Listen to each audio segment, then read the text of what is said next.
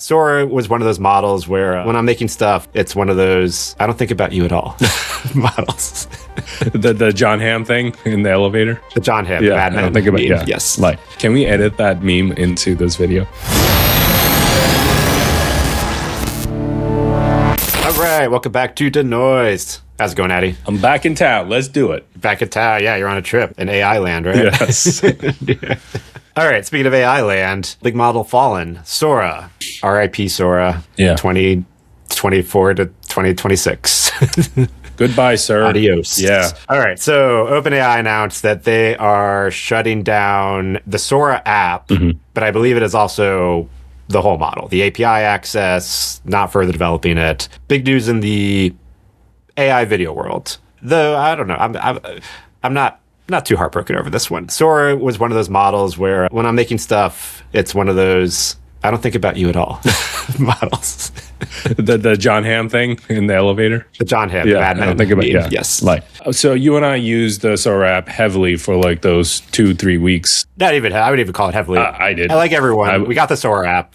It was a fun novelty, and then you kind of stopped using it, right? I think there was huge potential. I mean, I'm not like meh about it. I'm kind of sad about it because other companies could have followed suit and figured out a genuine TikTok competitor, like at that scale of billions of videos and all that stuff.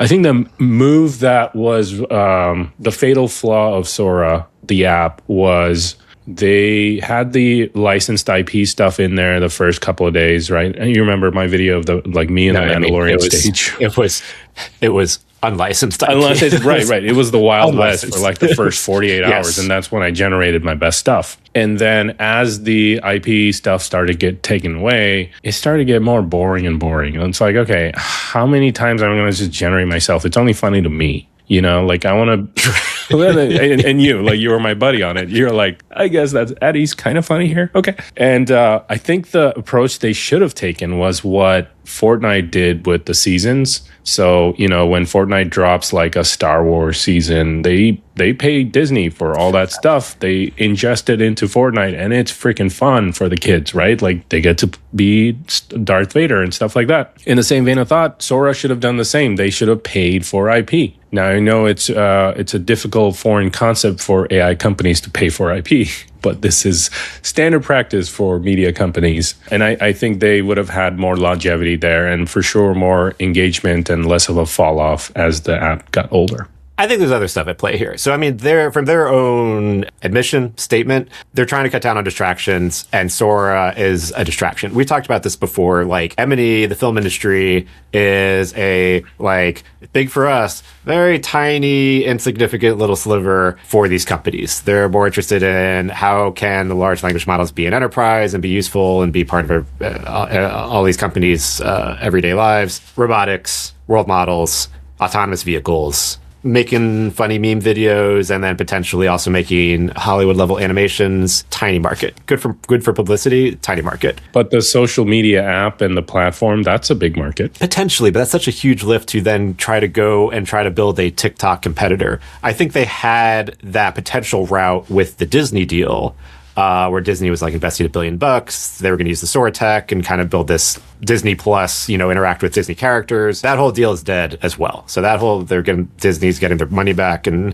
whatever was going to come of that deal is gone. Maybe Disney will do something with another model or build their own thing, which is totally doable and plausible. They don't really need Sora for that. But I think that that route was potentially there. I think just as a bigger OpenAI strategy, I think they were doing like a lot of things in a lot of areas. I think getting a little bit lost. Claude has caught up tremendously, and Claude has kind of taken over in the coding space. Sure. And OpenAI is now putting their resources towards Codex and building these coding tools because that's where like people will pay and companies will pay, and they actually get productivity improvements. And given the resources. Yeah, the enterprise revenue is in software automation and things like that. Yeah, and I think it's just like a resource issue of like you have these limited GPUs, and where do you train and how do you like allocate that? And obviously video and running these models, these video models, is intensive. And are you getting returns on that? Yeah. No, probably not. Better to focus on like practical uses. Fair enough. And I think Sora, the video model, like for example, the Comfy API node the Sora node, it's one of, I don't know, 15 that you can use today. Yeah, and that's what I'm saying when it's like a model picker choice. Like, Yeah. sure, there was a Sora app, and Sora was like good for these kind of character meme things, but like the quality wasn't there. You know, so if I'm trying to generate something just like from a basic video generation model, I'm usually defaulting to like Kling or VO. Yeah. Or, you know, then maybe Luma or Runway or something. Like Sora is C-Dance kind too of like nowadays, yeah. yeah, Sora, C-Dance, and yeah, we could talk about them in a second. But yeah, like Sora was very bottom of, it was probably like in the Grok category of like models. Alt models. Try. Yeah, alt models I would like get to for what you know we're trying to do here. They sell Sora at Hot Topic. It's alt. I think there's two other things. Like, for one, I don't fully know what was under the hood, and, you know, we're not AI scientists, but like, you look at VO and Google, and it's very clear, like, everything that they have been doing around their entire AI ecosystem is somewhat unified and somewhat part of like a large world model. You know, VO, Genie, Gemini, they're all like, you know, in this process of like a big, large world model. I don't know if Sora is there. And quality bar wise, like all the Google products are hitting the same level of quality across the board. And you're like, how is it so consistent across the board? So must be some grand architecture that we're not aware of. Yeah. And it's like, I don't know if Sora is there, if there was any way that like Sora, besides being a video generation model, has world understanding, is a world model, could integrate with chat, can like integrate with all those things, and then potentially lead to more lucrative product lines. Like, was the plan for Sora ever to be a world model that could potentially work for robotics or autonomous vehicles? Like, it's pretty clear that Google's models and what Luma's trying to do and all these other models, I don't know. I don't know enough about what was under the hood, but that could also just be like, it's just, they're like, what's the future for where can Sora go? Yeah, like Google to me seems more like NVIDIA, where they're trying to catch all industries and they have like a big grand plan. Whereas OpenAI, I think to me at least, the perception is that they're super pursuing AGI, ASI, and then like ChatGPT and Codex and all the stuff is just kind of there to make revenue for today. But like their main goal is to just make AGI. Yeah, I mean, yeah, we kind of forgot about that too. Yeah, the AGI is still the goal. It's nuclear fusion. It's always 20 years away.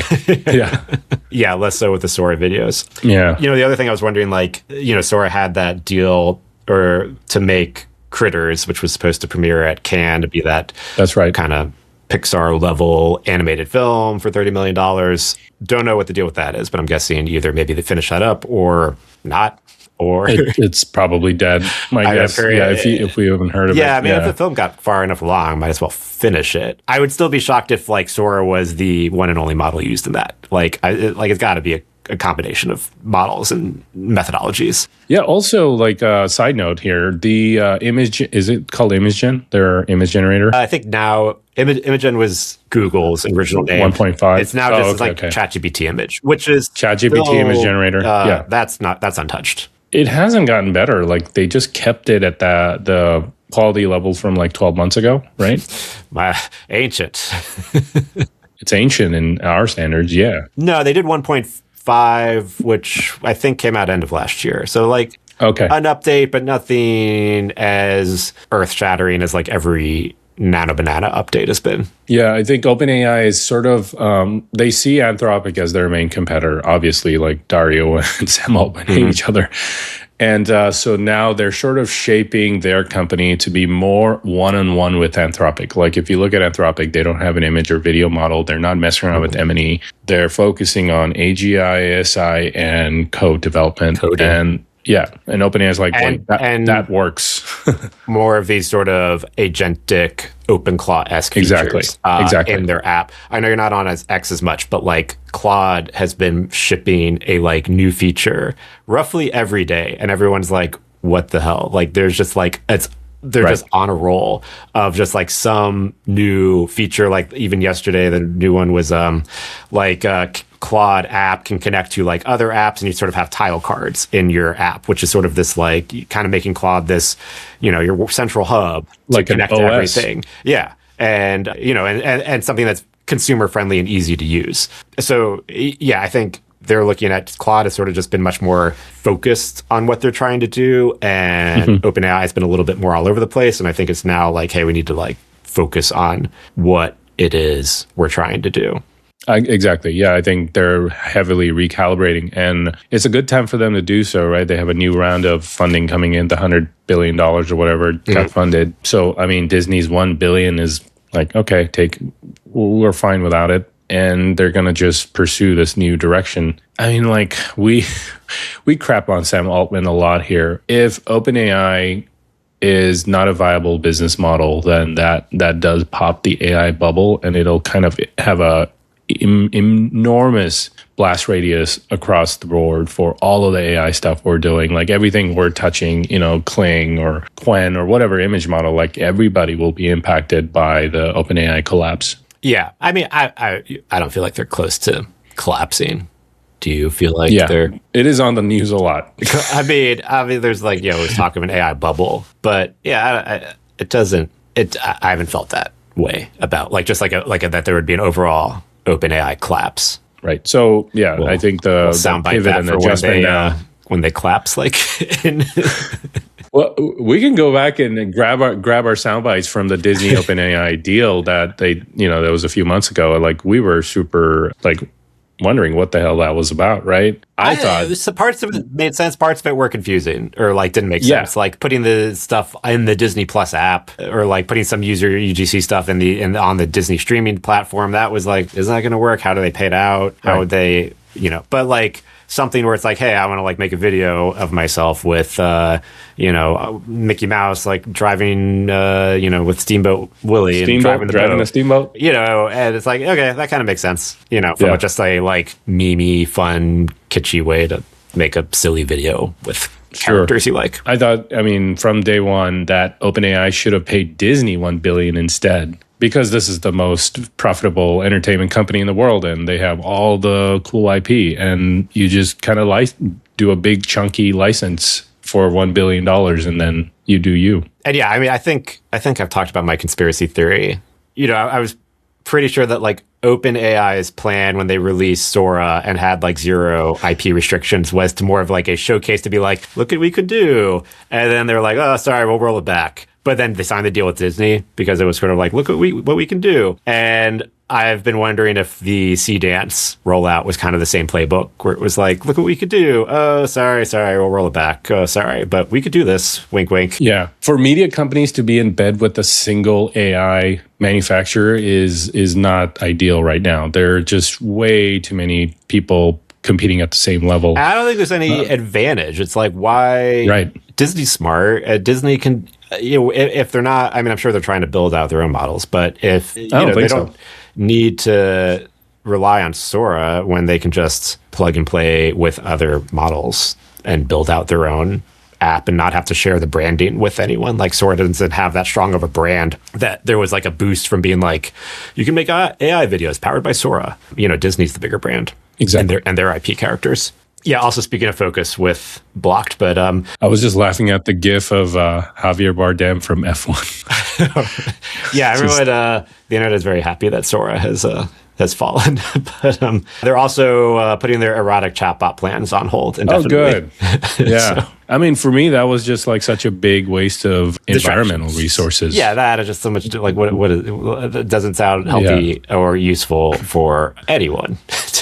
It's bad optics for the entire industry. Oh, my last thought on this was just more of like looking back at the long life of Sora. It is a bit crazy how much they fumbled it, though, because if we remember back a million years ago, 2 years ago, when Sora was first teased with the clips and the spaceman in the desert and like the girl on the train, and these were like mind-blowing images. Like these were like the most realistic, like best looking things we had seen. And then they like didn't do anything with it for months, like half a year at least, before they like actually released it. And by the time they released it, Kling, Vio, Luma, like everyone had caught up in quality and had publicly available tools that by the time they came out, it was like, all right, Sora, that thing that exists. And then it was like heavily gated and expensive. Yeah, like the whole rollout. Yeah, you had to be on the pro plan. I mean, they built that kind of tool thing that had some interesting ideas, but now everything else has it and does it better. So for how much of a splash they caused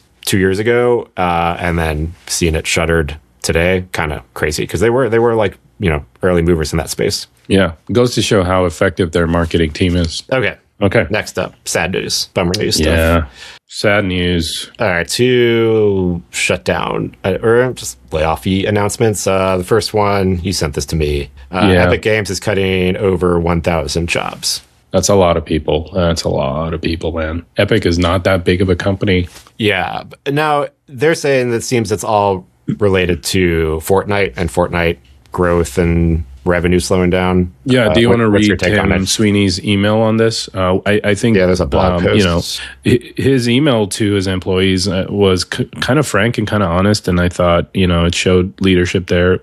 But the reality is this sucks for a lot of people. A lot of people I know. Yeah, some of the challenges we're facing are industry-wide challenges, lower growth, weaker spending, and tougher cost economics, current consoles selling less than last generations, and games competing for time against other increasingly engaging forms of entertainment, which is ironic because Netflix is also, remember, maybe not so much recently, but I remember a while ago, they were like, yeah, our competition is just YouTube, leisure time, and it's YouTube now, but I remember a few years ago it was gaming. Oh, yes. When they're competing for time of watch time or leisure time, it wasn't against other platforms. It was against gaming and other. Now it's YouTube, but before it was gaming. Since it's a thing now, I should note that the layoffs aren't related to AI. To the extent it improves productivity, we want to have as many awesome developers developing great content and tech as we can. So again, he wanted to decouple this layoff from sort of the Amazon layoffs and all the other big tech layoffs that have happened, and has the AI stink on it, if you will. I mean, I honestly, when I saw the headline at first, I was wondering if that was the reason, if it was going to be we're using AI, we have more efficiencies, we don't need these 1,000 developers or people. But he clarified it's specific to Fortnite and just that growth and revenue has slowed down there, and that they need these layoffs. Just want to kind of add that this is after the 700 person layoff that happened, I'm going to say 2024, right? You remember that? Okay. Kind of. And that was also along the lines of we need to focus the company around Fortnite. So we're going to kind of, that's when a lot of the VP talent was let go, because Unreal was building N-Display very heavily and all the LED volume stuff. And then we thought that, okay, that adjustment happened. So now Epic's in a really good shape for the next few years. And then now this. So Fortnite has really probably taken a hit revenue-wise. And, Tim Sweeney, to me, doesn't feel like one of the regular big tech CEOs. He's no Sam Altman, he's not Andy Jassy or one of those guys. He comes off as a regular guy, a regular software developer who happens to just be a multi-billionaire and a CEO of a really cool company. So I think for him to just make this decision is probably hard, and especially because they're a private company, they can kind of do what they want. They don't have to answer to shareholders. So for them to do something this drastic meant that there is significant internal trouble. Yeah. Do you think doing that multi-year long Apple battle became a distraction or absolutely? I mean, that resources stuff takes money. It takes Tim's attention away from other things. But I think it was like a David and Goliath thing. It was a battle of principles over anything else, over revenue. And I kind of like that he fought it and he won. I did too. And he was we're the only ones that have resources to fight this, and it's crushing smaller developers, but no one's going to be able to fight Apple. 30% thing was ridiculous, right? Yeah, but. What Epic needs now, in my opinion, is they need another Fortnite. They need another massive multiplayer, metaverse typey game. And, I know they have had other sort of mild hits along those lines. But if Fortnite revenue falls off, you augment it with revenue from an incoming game, unfortunately, you can't just make a hit up. A hit happens when a hit happens. And we know that way too well in the movie. And that seems like it is tied to an age group, and then they age out. And I know you're always trying to get new people in and keep it cool, but that's tough. Well, that's it's funny. That's what Roblox is. Like their current strategy is how to retain their users who started playing Roblox when they're 10 and now they're 20, right? And they're starting to fall off. Obviously, it's like when you're 20-year-old, you're not going to be playing Roblox. So a lot of what's happening is they're trying to build things inside of Roblox that retains an older audience. One of those things is just having better graphics. You know, like you don't want to play blocky, choppy stuff when you're 20 years old. You want like hyper real stuff like Call of Duty or Grand Theft Auto. So that's one. The other one is how about, meeting your partner, some sort of dating mechanism inside the community. So there's a lot of development around that. I don't know enough about Fortnite to know if that stuff was happening, but that's how you retain the audience for decades. Yeah, I don't know either. And I don't know if there's like a drop in, because I remember always hearing those crazy stats of like digital clothing and items that were like $1 billion a year alone and just buying. Yeah, I think I told you that. Yeah, the avatar department, which makes Roblox, accessories like hair, shoes, clothes. That department's profit alone is $1 billion a year. Yeah, which is crazy. And crazy. Especially if real world expenses are jacking up. Yeah. It's more expensive to like just exist and live life in the real world. Digital clothing would probably be one of the first things to not spend as much money on if your real expenses are increasing. The other weakness that Fortnite has that Roblox doesn't is Roblox runs on literally any device. Like a crappy Android phone can run Roblox, right? With Fortnite, you need a nice PC or a console or something, but it sure as hell is not going to run on a crappy Android phone. I don't think it is. I mean, correct me if I'm wrong. And that takes away a huge amount of potential users, right? Like as like the quote unquote gamers, like the hardcore gamers with the NVIDIA GPU and stuff like that, as they sort of get bored of it, I mean, you're not picking up new audience. Yeah, I mean, I feel like it's another sideways related thing to the ideas of the metaverse slowing down. Or the other big play that Epic did back a couple of years ago after around the time when they did the first round of layoffs was UEFN, Unreal Engine Fortnite. So it's like a custom version of the engine that you can build your own islands for people to build, a little bit more accessible Unreal for people to build. Yeah, so it's kind of like a equivalent of Roblox Studio, where you use Roblox Studio to build your own level and your game. UEFN is that. The challenge was, I think, it was incredibly difficult to put a game together that's under 2 gigabytes or whatever the limit was. And it's not like 2 high school kids can do it. You actually still needed a pretty solid game developer to come in and then just finish up the last bits. So that never really took off. Like, obviously maybe in the future, the solution is something like a Claude code for Fortnite or something that makes it easier, where you don't have to be a developer to build out your world. You can just kind of describe and build, and then that's where AI comes in under the hood to help polish and clean it up and make it usable. Yeah, and Apple and Epic are kind of similar in that. Okay, stick with me on this one. Apple and Epic are kind of similar in the way that they have, for the most part, have not adopted AI.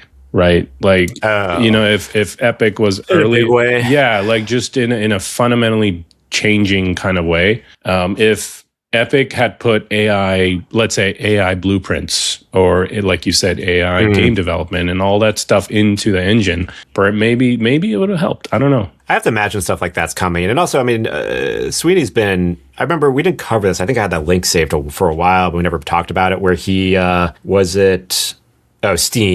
Steam, the gaming platform, had wanted to enforce a rule that was like, you have to mark if your game used AI in it or something. And he was like, that's a stupid label. If it was used to help develop, like if that's going to be like common for every game and everything, it's going to use AI in some part to just help speed up development. Like where do you draw that label or the line for that? And so it was, I'm paraphrasing with that, I think it was something to that effect. Yeah, but it was like not made, it's like an organic label, like not made with AI label, something like that. Something like, and he was like, it was a stupid thing to like have to label. Exactly. So, they're definitely not anti-AI. Maybe it's just a matter of rolling it out into the tools. But I would have to imagine that there's some blueprint code sidekick thing or something coming to help. speed that up. Regardless of sort of what's going on in Epic, I mean, my heart goes out to the people were just like amazing. Everybody, like if you are working at Epic, you are at a caliber, performance caliber, personality caliber. Like you're an amazing person if you're working there. I think a lot of those folks, I hope they can kind of transition their way into AI because, just me having been on both sides and now on the AI side, there is such a room for people that are creative technologists. Like there's not enough of us in here that understand what a frame is, what frame composition is, what, contrast, like basic things, right? Yeah. And having sort of that eye and that lens, but also understanding the technology. I think if you got laid off out of the 1,000 people, you're probably one of them. And, I'm rooting for you and hope you have a future in AI if you choose to. Yeah. I mean, I'm excited to see what they would develop because I think you are right that they have the skill set of like what the quality we need to be. And just if turbocharged with AI,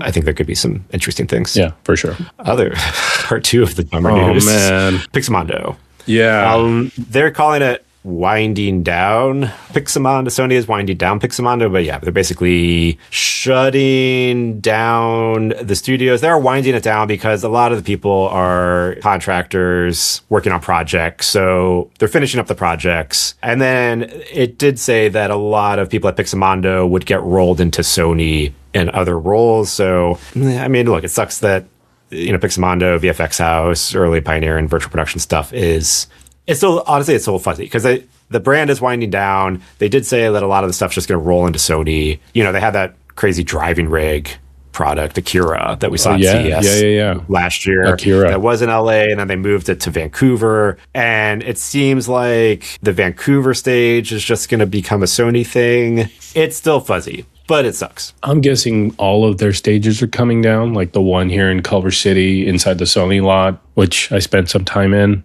as well as the Vancouver one. And I'm sure they have, I think they built one in Saudi Arabia for a customer, if I'm not mistaken. So I'm not sure who's going to support it. You think they're all going to come down, or maybe they'll just do less, have a few of them still up, and it'll just be under Sony, or like, I don't see. I mean, regardless, so the Pixo news came first before the Epic news this last week. And when I heard that, I was like, oh, that's crazy. Because I was not expecting that to be under the Sony umbrella and to have sort of the global weight and the resources that Sony has, right? This is one of the most amazing, biggest brands in the world. I thought they were safe.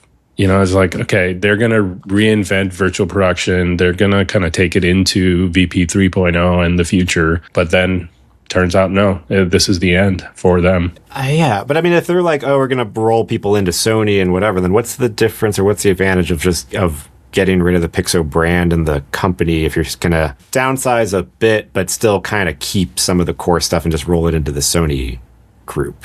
Like, why get... I think it's just like dismantling for parts and trying to get the most ROI you can, right? Like you've already acquired this thing for however many millions of dollars. And now how do you minimize the damage, minimize the loss with this news?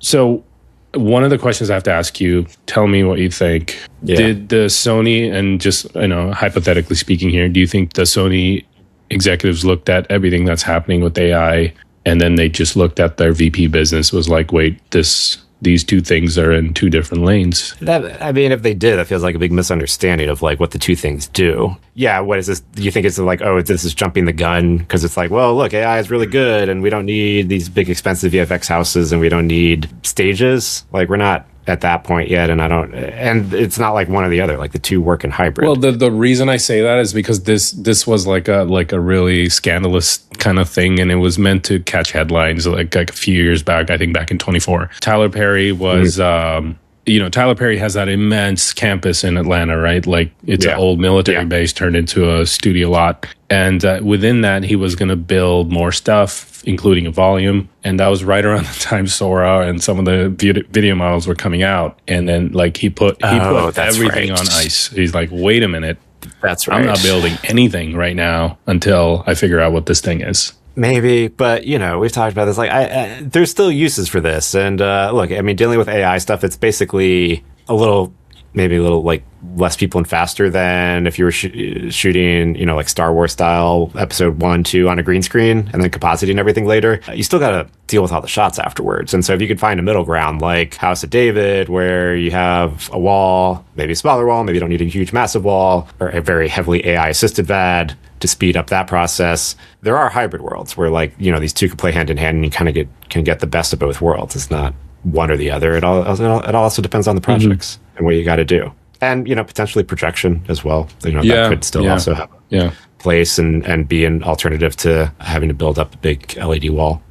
Yeah, for sure. I think if the executives were in the Tyler Perry headspace and it was just like, all these models, they saw the Sea Dance 2.0, fighting on the roof, and they're like, what do we need all this stuff for? No, I don't even think it's the finished final pixel stuff. I think if you look at Beeble and SwitchX and some of the relightings, you're like, wait, that's what a volume does, is it relights you, it puts the background in the right place, and da-da-da-da-da, and now there's a tool doing that. And ultimately, I think the production always wants to fix it in post anyway. Like that's like the natural gravity of things in production. As you know, you're in production all the time. You're like, I think I'm going to just spend more time in post than try to do this live here. I mean, it was also the way we're able to cram, like, we did 4 pages and stuff like in a day, and we were able to do that because we're just filming in a gray box, and we're just like, all right, move, and then we like put all the shots together later in post. But yeah, post is, less. Post is where it's still at. And I think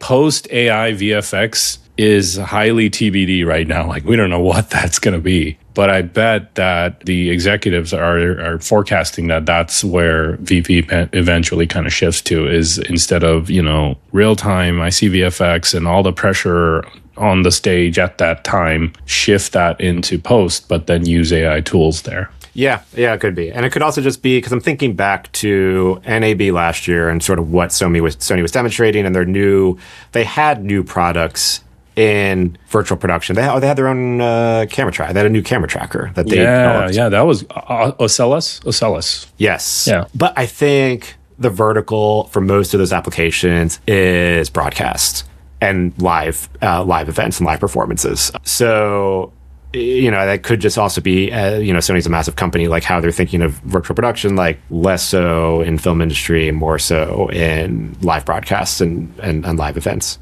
Yeah, and I don't think Pixomondo plays in the broadcast world, and there are established bona fide broadcast companies that have just owned it, like Ross, right, Grass Valley, and Ikegami, and like these big broadcast brands that are building the volumes and the tracking systems and all that. There's Pixotope, who does a good job. Pixotope, Zero Density, yeah, where they like really just kind of dialed in on the broadcasting space and that is still relevant and needed. Yeah, and Pixo's differentiator was tier 1 film and television, right? Like they did the highest end of what we offer as an industry, and that's just such a small market, unfortunately. Yeah, going back to Sora. Small market. Important for our life. Okay, do we have some good news next? Because all right, let's talk about AI. Let's talk about new AI stuff. Okay, so let me try to. Well, I'm not even going to try to explain this paper, but let me compare it to the meme. So Google came out with this new paper called TurboQuant: Redefining AI Efficiency with Extreme Compression. Nice. We've joked about Silicon Valley and Pied Piper all the time. We wish for that show to come back all the time. This paper is being described as basically, if you remember the later seasons, Pied Piper accidentally came out with the middle out algo. Yes, the compression, where in Silicon Valley, in the show land, it was a magical compression algorithm that would compress the video and make it super small without like losing any quality. And that was their like kind of golden ticket to their big breakthrough. So people are describing this paper as basically Google did the real life Pied Piper middle out algo. Oh, that's great. So in this explanation from Jen Zhu, it's basically for LLMs, it was a way to compress. Obviously, a big issue with LLMs, you have your context window, you have your memory. Once it gets filled up and you're having this kind of conversation, if the context window gets a bunch of stuff in it, then it starts veering, it starts misremembering things, and then it'll compress it if you fill it up. And you'll pick up your conversation, but in that compression, you'll be like, hey, what about that thing we were talking about? I'll be like, I don't know what you mean. So, It's outside my context window. Yeah, right. It's like, what are you talking? Yeah. I don't even think it'll tell you that. I'll just be like, what are you talking about? I'm not aware. I told you 2 days ago, I have a dental appointment. Yeah, these today. are recurring conversations I have with OpenClaw. So this compression is sort of like a LLM compression, 6x memory reduction, up to 8x faster attention. And that's huge. Better, those are big numbers. Less degradation. Okay. And I'm very simplifying explaining what this is saying. Yeah, why didn't you do my job, Joey, and explain research papers? So see how hard it is? Yeah. So it's basically a research paper that can, in theory, take existing LLM memory and context windows and compress it without losing quality. So then you could fit more stuff into the same LLM. My M&E brain instantly goes to how we can apply this. A lot of the newer video models are systems where it's not just a video generation diffusion model, but also it's tied in LLMs and context windows, memory buffers, frame buffers, all that stuff. I'm guessing this is going to be super useful for like a crazy set piece of 10 sequences where you want to keep a context window across the board of like where all the cameras were, which scenes where, within each scene where the stuff is like, if they have a road full of cars, how many cars were there and all that stuff. So I think this stuff will be really important in our world as the video models start to get more intelligent. Or even like gaming or like Genie, like the generative world, where the more you move through that world, then the more it can just remember stuff and be persistent. Yeah, I remember when we did the test with Hylea and did I say that right? Hylea? Hylea. Yeah, Hylea is Hylea has been Affleck pronunciation. Oh, sorry. And we were taking footsteps and you look back and the footsteps were still there. Yeah. You know, and that takes memory and that takes attention or on the generation side. In the desert and then the skid marks are on the road and then you drive back and they're like still there. Yeah. Yeah. And right now Genie is 1 minute memory duration. So 8x. I mean, we can get to 8 minutes. Come on. Come on, Pied Piper. So, right now it's a research paper, but I'm curious when, if this gets adapted into actual models. And then the dream is just like, you keep talking to the model and it just has persistent, that there is no context window. It just knows everything or just remembers everything. I think from here on out, we're going to see these incremental innovations like this that really is like a blip on our radar. We will cover it on Denoised and then we'll forget about it next week. But then these things sort of accumulate over time. And then by the end of 2026, we're going to have something amazing. Yeah. Or like we mentioned these things now and then, you're working on something or trying to think of something in a few months from now. And then it's like, oh yeah, wait, what was that thing, that paper that came out or something, that model that like applied to that thing. And then maybe that's the solution for like the project or whatever you're working on at the moment. We should have a giant context window for this podcast. So because we forget a lot of times what we covered. I have been getting transcripts and working on stuff to try to help surface things. Okay, other Google update. Gemini 3.1 flashlight can generate websites on the fly. So basically, imagine navigating a website, but everything is being generated. So this could be the future of some sort of hyper-personalized website or web experience where everything you're navigating to is just being built for you. E-commerce, you're like going to the site and like based on your what you do, it starts building out. You're not going to like my answer. I think this is perfect for Nigerian print scammers. That is the dark side of this, yes. You put the PayPal link in there and then you see, pay for this thing and it just auto-generates some forged website. Yeah, that's a problem with all of the generative stuff where you can just make fake images of Brad Pitt asking you for money that look really good. But this is like the real-time video for web design. I think this opens up a lot of new possibilities of just like the very early stages of what if websites and the web that we know it is like being generated in real time as you navigate through it versus static or just other, SQL database, other ways that it's being built.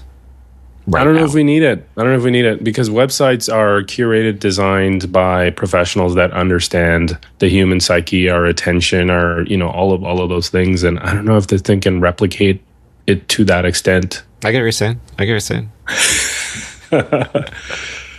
I think these look again, the DeepMind as a whole, as an organization, is amazing.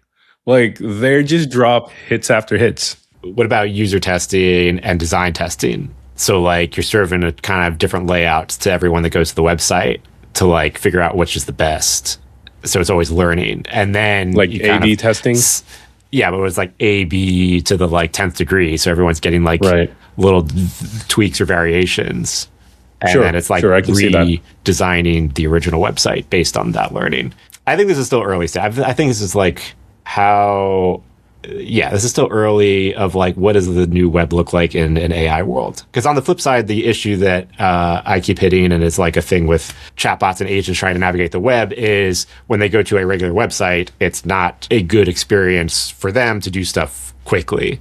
And so we have MCP and these other ways to like connect to websites, but it's still Wild West of figuring out how do we redo interfaces for both AI to like do things on the web without having to like rebuild all the websites, and then also if our own web experience is hey, I mean, if there's anything that happens like new on the web, that's kind of cool, because remember back to the early days of surfing the web and like GeoCities websites and kind of all these niche websites, and that's kind of been killed and replaced with just algorithm feeds everywhere. I think maybe you click off half of our audience look at an article, don't know what GeoCities websites are. I feel like there's got to be more. I feel like our audience here is a little older, like our age. I had me a few GeoCities websites. Yeah, GeoCities, Tripod, Homestead was one. What were the other ones? Those are the main ones. GeoCities was like the main. You wanted to build a website and you didn't know what to do. Come to GeoCities. Nice. All right, so you're like, you're skeptical on this one. Prove me wrong. I'm more excited about the first one. The Pied Piper. I will say, this is probably one of the most expensive web experiences. If you're generating, I know it's a Flash and it's a light model, but this would still be probably one of the most expensive websites. 100%. There's probably to serve up to 10 people. GPUs powering that little window right now, burning like coal or something. Yeah. Maybe it's more for like Gucci or Hermes web experience where you're getting a bespoke web service. I think for premium brands like that, you want like a website that's like an envelope. It's like, welcome, Joey. And you click on the envelope. Right. It unwinds into like a crunchy leather thing. And yeah, it's super luxurious. For that, I think this would be absolutely usable. I agree. So Nigerian prince. Like we know you have these bags. Yeah. But you don't have these Hermes bags. And Nigerian prince. Go for it, guys. All right, good place to wrap it up. Let us know what you think of these new potential features. Do you see well, first off, do you remember GeoCities? And then second off, do you see a potential for generated websites on the fly? Shout out GeoCities if you remember it. Come on, guys, give us a couple of GeoCities comments. Also, on the Spotify side, if you're listening, and on the stats, we see a lot of people listening who are not subscribers. Come on, just give us one little subscription. That helps us immensely. So thank you in advance. Addy is always in the Spotify, so he's looking. He's tracking who's listening and who's not a subscriber. No, I'm not. I don't have that visibility. It's not that creepy. He's going to peer out your window, look like the Mark Zuckerberg looking in. We'd love to have more subscribers. Links for everything we talked about at denoispodcast.com. Thanks for watching. We'll catch you in the next episode.